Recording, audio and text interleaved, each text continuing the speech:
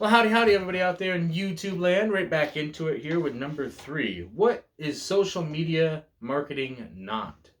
Social media marketing is not a be all, end all marketing strategy.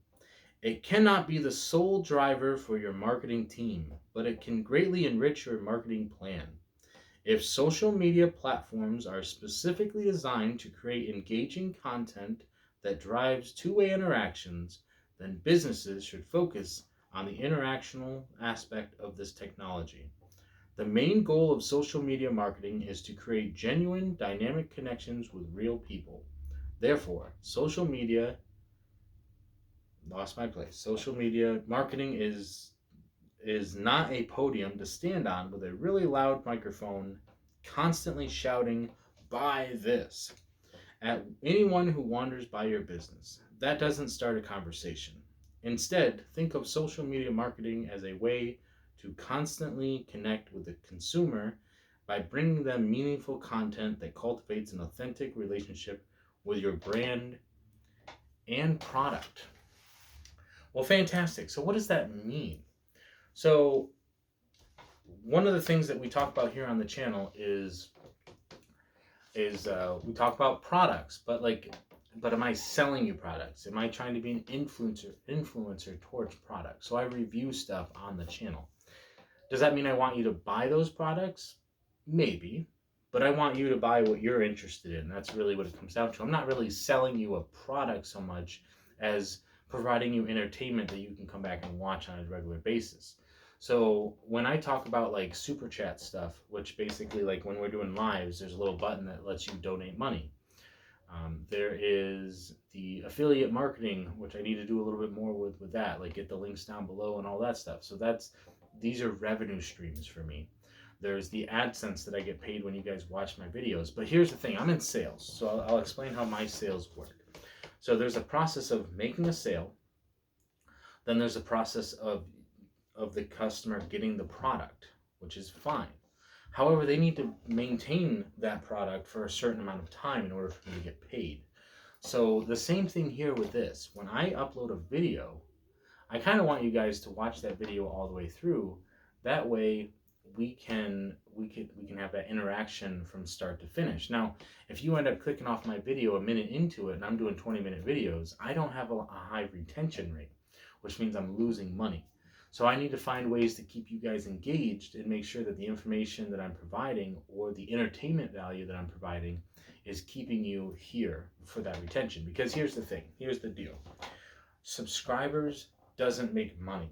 Because if you look at YouTube and you look at all the YouTubers talking about their subscriber ratio versus their non-subscriber ratio, you can have a channel with 50,000 subscribers to 100,000 subscribers or more or less. And they could be getting anywhere between 20 to 100,000 views, but it's still going to be consistent where they're only getting either half of their views are coming from non-subscribers or more. We're talking 60-70% of the people who watch our videos are not subscribers.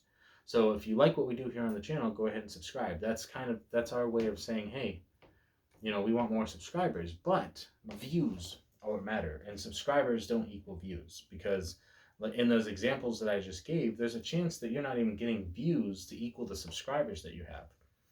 So for whatever reason, however that's working out, that's fine. So when I talk about my product, which is my videos, or when I talk about products that I want to try, that I tell you, hey, I reviewed this Rubik's Cube, go on Amazon and check it out with the link below or something like that. Yes, I'm going to get paid for that. That's great. But here's the deal. If you guys are already buying a Rubik's Cube, then I'm providing a means for you to go from here to there, and I get a little bit of compensation for that. That's the difference. But when we talk about social media, it's not all about marketing. So it's not always about, hey, check out this link.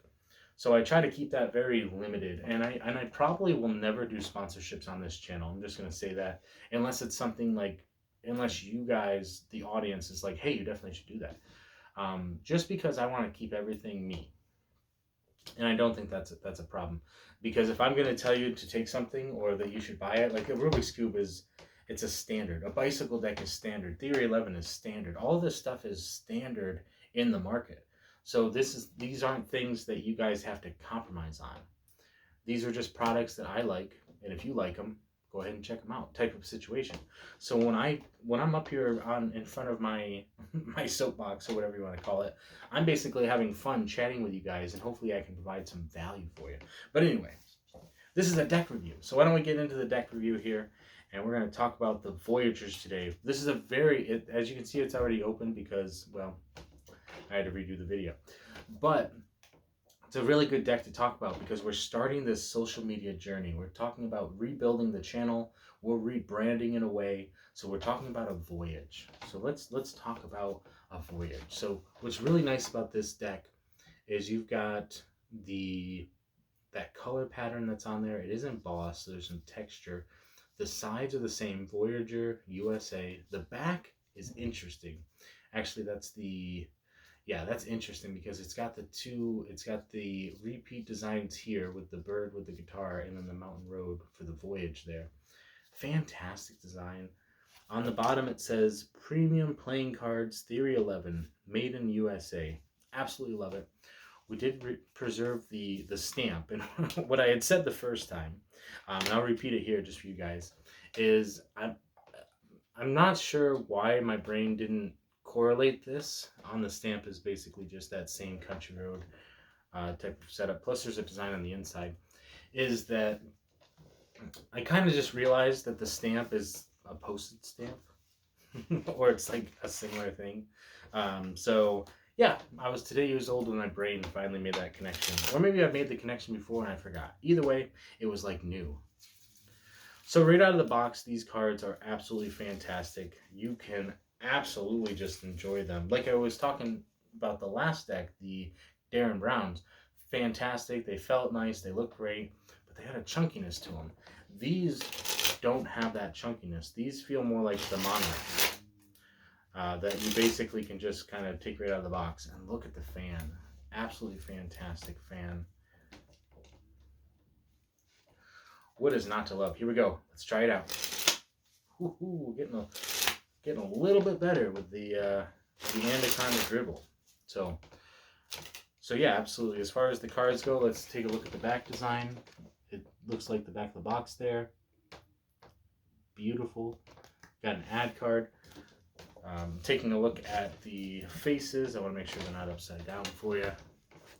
So they do have power pips, but the pips seem like more of a standard. They're a little bit larger. They got standard faces on them, but they do have power pips. So it seems to be a recurring theme, which is kind of cool.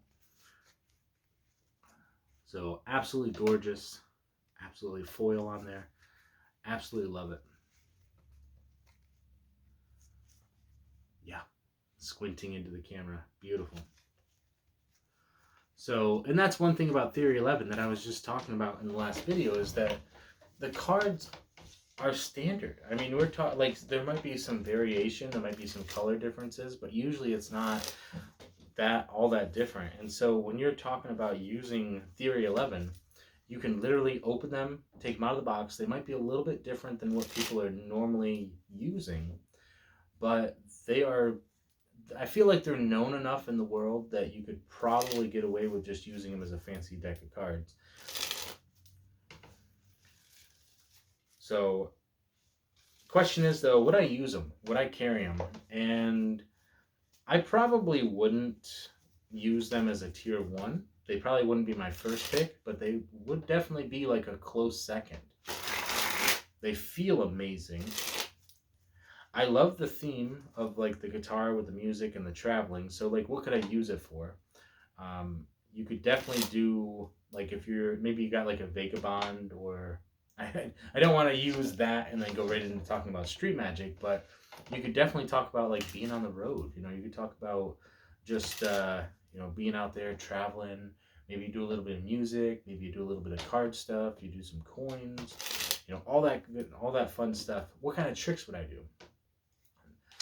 Pretty much anything that revolves around the card moving. So like if you did something like this where you're like, oh yeah, it's gone, and then have it show up someplace else, like oh, if you notice, like I probably just flashed there, but like it could show up in the hat or something. You know, so tricks that really talk about wow, yeah, tricks that are in possible card location. You know, card to pocket, card to wallet, stuff like that would be fun because these cards like to travel. You know, or you could do like you know, you could have somebody play some music, and you could just be like, ooh, the card likes to come right out of the pack or something like that.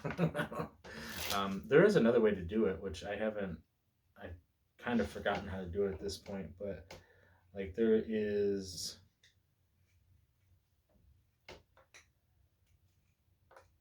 yeah, I can't even remember how to do it at the moment.